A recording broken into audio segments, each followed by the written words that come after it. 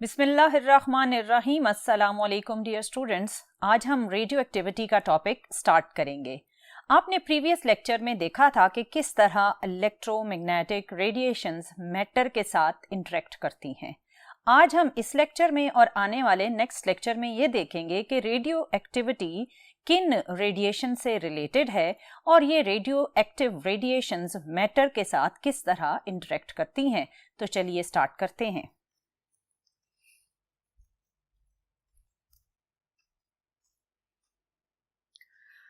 Dear student, radio activity एक ऐसा phenomena है जो न्यूक्लियस से रिलेटेड है। Basically radio activity nuclear radiations को कहा जाता है। न्यूक्लियर रेडिएशन का प्रोसेस या न्यूक्लियर रेडिएशन के बारे में मालूमात उस वक़्त आना स्टार्ट हुई जब 1896 में हेनरी बेकरेल ने डिफरेंट ल्यूमिनस ऑब्जेक्ट्स के बारे में एक्सपेरिमेंट्स परफॉर्म किए। क्योंकि हेनरी बेकरेल ने ये देखा था कि जब एक्स रेज डिस्कवर हुई तो एक्स रेज फोटोग्राफिक प्लेट पर इम्प्रेशंस या शेड्स जनरेट करती थीं। इसी तरह हेनरी बेकरेल ने ये ऑब्जर्व करने की कोशिश की कि क्या कोई और ऑब्जेक्ट्स हैं जिन्हें फोटोग्राफिक प्लेट के ऊपर अगर प्लेस किया जाए तो वो फोटोग्राफिक प्लेट्स पर इम्प्रेशंस देंगे। इसके लिए हेनरी बेकरेल ने डिफरेंट ऑब्जेक्ट्स की ल्यूमिनस नेचर को ऑब्जर्व करना स्टार्ट किया। डियर स्टूडेंट, आपको बताती चलूं कि ल्यूमिनस ऑब्जेक्ट दो तरह की प्रॉपर्टीज के अकॉर्डिंग बिहेव करते हैं। एक कहलाती है फ्लोरोसेंट और दूसरी कहलाती है फॉस्फोरोसेंट। फ्लोरोसेंट प्रॉपर्टी क्या होती है? एक्चुअली जब किसी ऑब्जेक्ट पर अल्ट्रा वायलेट रेडिएशंस फॉल कराएं और वो ऑब्जेक्ट या एलिमेंट उन रेडिएशंस को एब्जॉर्ब करने के बाद विजिबल रीजन की रेडिएशंस को इमिट करे तो वो ऑब्जेक्ट हमें ग्लो करता हुआ नजर आता है और ये प्रॉपर्टी कहलाती है फ्लोरोसेंट प्रॉपर्टी, जो कि आपने करेंसी के अंदर मौजूद मैग्नेटिक स्ट्रिप में भी देखी होगी। अगर इस मैग्नेटिक स्ट्रिप पर आप अल्ट्रावायलेट रेज को फॉल करें तो वो भी आपको ग्लो करती हुई नजर आती है, जो कि एक फ्लोरोसेंट बिहेवियर है। फॉस्फोरोसेंट प्रॉपर्टी क्या होती है? अगर आप किसी भी ऑब्जेक्ट के पास लाइट सोर्स को कुछ देर के लिए रखें और फिर लाइट सोर्स हटा लें तो वो ऑब्जेक्ट उस लाइट एनर्जी को जो उसने एब्जॉर्ब की होती है वो अगेन विजिबल रीजन में उसको एमिट करता है और वो हमें ग्लो करता हुआ नजर आता है। इसे बोला जाता है फॉस्फोरोसेंट प्रॉपर्टी, जिसकी एग्जाम्पल है रेडियम वॉचेस जो आप अक्सर यूज करते हैं और ये आपको ग्लो करती हुई नजर आती हैं। हेनरी बेकरेल ने जब ल्यूमिनस के डिफरेंट एक्सपेरिमेंट्स परफॉर्म किए तो उसने फोटोग्राफिक फिल्म को किसी ब्लैक शीट में रैप करके उसके ऊपर डिफरेंट एलिमेंट्स को प्लेस किया। जब हेनरी बेकरेल ने डिफरेंट एलिमेंट्स को फोटोग्राफिक फिल्म जो कि एक ब्लैक पेपर में रैप थी उसके ऊपर प्लेस किया तो उसने कई एक्सपेरिमेंट्स के बाद, कई ऑब्जर्वेशंस के बाद ये देखा कि कोई भी ऑब्जेक्ट उसकी फोटोग्राफिक फिल्म पर कोई भी ट्रैक, कोई भी शेड जनरेट नहीं कर रहा था। और एक दिन एक्सीडेंटली जब उसने यूरेनियम को एक पेपर में रैप करके फोटोग्राफिक प्लेट के ऊपर प्लेस किया और नेक्स्ट डे जब उसने यूरेनियम को हटाकर फोटोग्राफिक प्लेट को देखा तो उस पर उसको ब्लैक शेड्स नजर आए। ये उसके लिए एक अमेजिंग ऑब्जर्वेशन थी, क्योंकि उसने कभी ये सोचा भी नहीं था कि यूरेनियम के अंदर से कोई ऐसी इनविजिबल रेडिएशंस इमिट होंगी जो फोटोग्राफिक प्लेट के ऊपर ये इंप्रेशन या शेड्स जनरेट करेंगी। इन इनविजिबल रेडिएशंस को स्टार्ट में हेनरी बेकरेल के नेम के अकॉर्डिंग बेकरेल रेडिएशंस कहा गया और बाद में अब हम इनको न्यूक्लियर रेडिएशंस कहते हैं। जिस वक्त हेनरी बेकरेल ने रेडियो एक्टिविटी को डिस्कवर किया उस वक्त मैडम मारी क्यूरी और उनके हस्बैंड पीरी क्यूरी भी इन्हीं रेडियो एक्टिव एलिमेंट्स पर ही एक्सपेरिमेंट्स परफॉर्म कर रहे थे। उन्होंने एट दैट टाइम दो और रेडियो एक्टिव एलिमेंट्स को डिस्कवर किया जो कि थे रेडियम एंड प्लोनियम। इन दो रेडियो एक्टिव एलिमेंट्स की डिस्कवरी के बाद बहुत सारे लोगों ने सादा लोगों को रेडियो एक्टिव एलिमेंट्स की ट्रीटमेंट्स के थ्रू डिसीव करना स्टार्ट कर दिया। कहा जाने लगा कि पेन ट्रीटमेंट के लिए रेडियम पेंडेंट को यूज करें और अगर एनर्जी ड्रिंक या पावर ड्रिंक चाहिए तो रेडॉन को वाटर में डिसॉल्व करके पिएं। और आर्थराइटिस की ट्रीटमेंट के लिए यूरेनियम ब्लैंकेट फरोख्त होने लगे। ये उस वक्त के लोगों को मालूम ना था कि ये रेडियो एक्टिव एलिमेंट्स किस कदर डेंजरस हो सकते हैं अगर इन्हें प्रिकॉशनरी मेजर्स के साथ किसी भी ट्रीटमेंट के लिए यूज ना किया जाए। अगर हम इन रेडियो एक्टिव एलिमेंट्स को आज के टाइम में देखते हैं तो डिफरेंट मेडिकल ट्रीटमेंट्स में रेडियो एक्टिव एलिमेंट्स को हम यूज भी करते हैं, लेकिन इन्हें यूज करने के लिए प्रॉपर इनकी कंट्रोल्ड इंटेंसिटी के अकॉर्डिंग और टेक्नीशियंस के हेल्प से यूज किया जाता है। अगर मैं आपसे कहूं कि रेडियो एक्टिव एलिमेंट्स या रेडियो एक्टिव रेडिएशंस आपके सराउंडिंग में हर वक्त एग्जिस्ट करती हैं, फॉर एग्जांपल जो बनाना आप खाते हैं वो भी रेडियो एक्टिविटी का एक सोर्स है, और जो नट्स आप खाते हैं वो भी रेडियो एक्टिविटी का सोर्स है, और इवन आप खुद भी रेडियो एक्टिव रेडिएशंस इमिट करते हैं।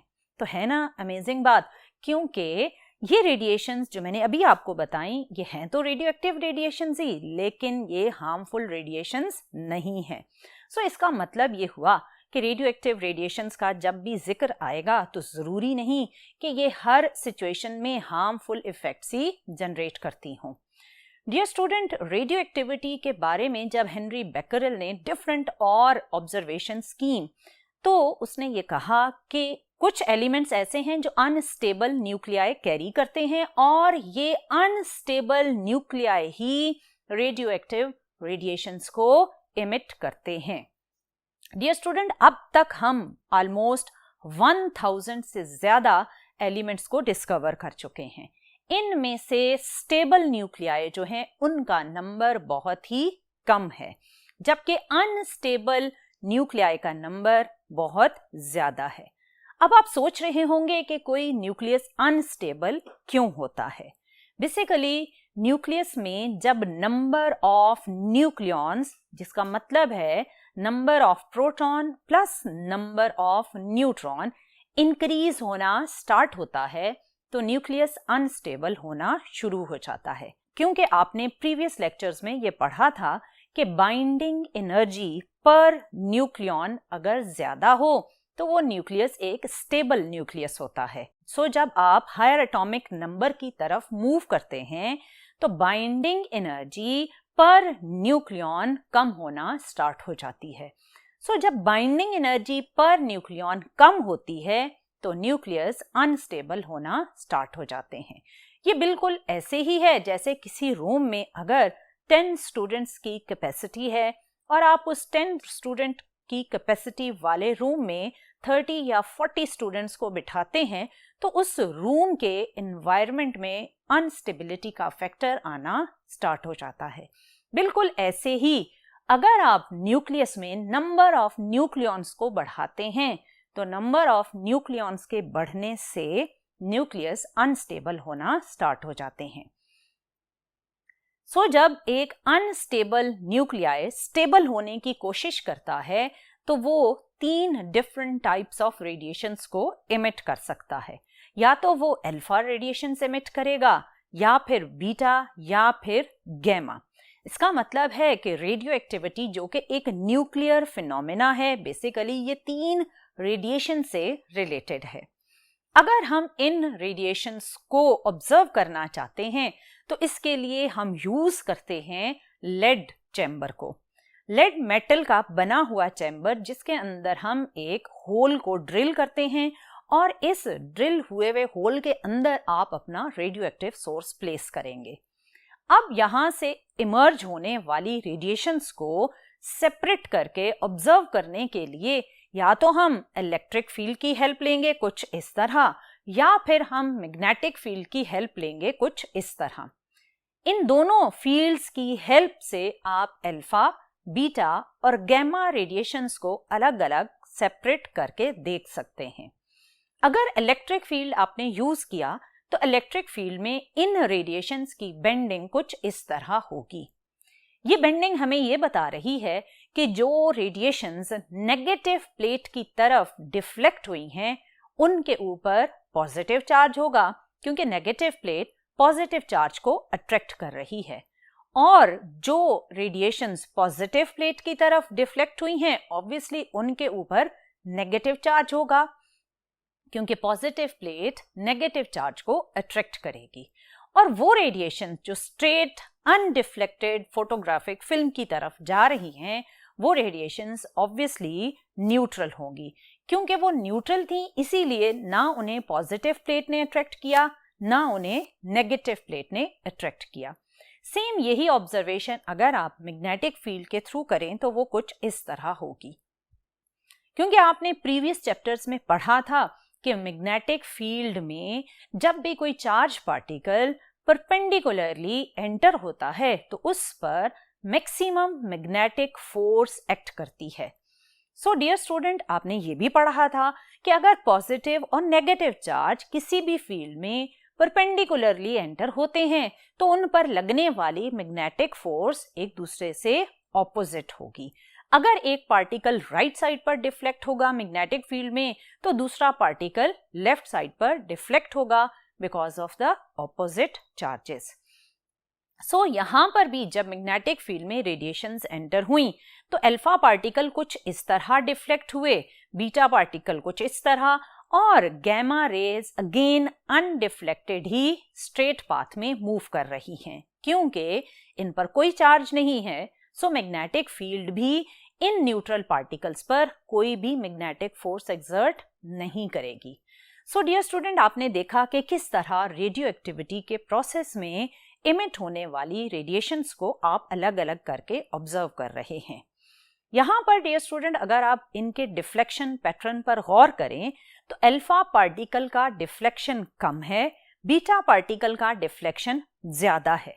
यहाँ से हमें इनके मैस की वैल्यू का अंदाजा होता है, क्योंकि जो हेवियर पार्टिकल होता है वो कम डिफ्लेक्ट होता है और लाइटर पार्टिकल ज्यादा डिफ्लेक्ट हो जाता है। सो इसका मतलब है कि जो पार्टिकल्स नेगेटिव प्लेट की तरफ अट्रैक्ट हो रहे हैं एक तो उनके ऊपर पॉजिटिव चार्ज है और दूसरा वो कम डिफ्लेक्ट हो रहे हैं, तो इसका मतलब वो हेवियर पार्टिकल हैं। और वो पार्टिकल जो पॉजिटिव प्लेट की तरफ डिफ्लेक्ट हो रहे हैं एक तो ये कि उनका चार्ज नेगेटिव है और दूसरा वो ज्यादा डिफ्लेक्ट हो रहे हैं, जिसका मतलब ये हुआ कि वो कंपैरेटिवली लाइटर पार्टिकल हैं। डियर स्टूडेंट, जब इन पार्टिकल पर डिफरेंट इनके चार्ज और मैस और डिफरेंट इनकी एनर्जीज के अकॉर्डिंग डिफरेंट एक्सपेरिमेंट्स में ऑब्जर्वेशंस की गई तो हमें ये पता चला कि जो पार्टिकल नेगेटिव प्लेट की तरफ कम डिफ्लेक्ट हो रहे थे वो हीलियम न्यूक्लियाई थे और उनके पास थे 2 प्रोटॉन और 2 न्यूट्रॉन। एक्चुअली ये हीलियम एटम के 2 इलेक्ट्रॉन्स रिमूव होने के बाद डबल पॉजिटिव चार्ज करता हुआ एक हीलियम एटम था या हीलियम न्यूक्लियाई था। इसको आप कहते हैं अल्फा पार्टिकल, जिस पर डबल पॉजिटिव चार्ज होगा। और जो पार्टिकल पॉजिटिव प्लेट की तरफ बहुत ज्यादा डिफ्लेक्ट हो रहा था उसके बारे में जब पता किया तो पता चला कि ये एक नेगेटिव चार्ज कैरिंग पार्टिकल था और इसका negative charge equal to charge of electron था और इस पार्टिकल को कहा गया कि ये एक बीटा पार्टिकल है। और जो पार्टिकल अनडिफ्लेक्टेड जा रहा था उसका नाम रखा गया गैमा पार्टिकल और कहा गया कि ये सिर्फ और सिर्फ एनर्जी कैरिंग रेडिएशंस हैं जिनके पास ना कोई चार्ज है और ना ही इनका कोई मैस है। So dear student, in different observations से हमें ये पता चला कि कोई भी अनस्टेबल न्यूक्लियाई जब स्टेबल होने की कोशिश करता है तो वो अल्फा, बीटा और गैमा रेडिएशंस को इमिट करता है। और वो रेडिएशंस किस तरह इलेक्ट्रिक फील्ड और मैग्नेटिक फील्ड में बिहेव करती हैं वो भी हमने ऑब्जर्व किया। डियर स्टूडेंट, अगर ये गैमा रेडिएशंस किसी भी बॉडी पर फॉल करती हैं तो ये न्यूट्रल, लेकिन ये बहुत ज़्यादा पेनिट्रेट हो जाती हैं, इवन आपके डीएनए तक अप्रोच करती हैं और डीएनए को चेंज कर देती हैं। आपने जो हल्क मूवी देखी थी उस मूवी में भी यही बताया गया था कि गैमा रेज जब इस ह्यूमन पर फॉल हुई तो ये गैमा रेज उसके डीएनए तक पेनिट्रेट कर गई और इसके डीएनए के चेंज होने के बाद वो ट्रांसफॉर्म हो गया, यानी एक शक्ल से दूसरी शक्ल में चेंज हो गया। इसका मतलब ये है कि अल्फा, बीटा और गैमा रेडिएशंस को जब भी आप यूज करेंगे तो बहुत ही केयरफुली यूज करेंगे। सो डियर स्टूडेंट, ये तो था कि रेडियो एक्टिविटी क्या है और रेडियो एक्टिविटी के प्रोसेस में किस किस्म के एलिमेंट्स इन्वॉल्व हैं। इंशाल्लाह आने वाले लेक्चर में हम ये देखेंगे कि ये रेडिएशंस जब डिके होती हैं या कोई भी पेरेंट एलिमेंट जब रेडियो एक्टिविटी का प्रोसेस करता है तो उसमें क्या क्या चेंजेस आती हैं। टिल देन, अल्लाह हाफिज।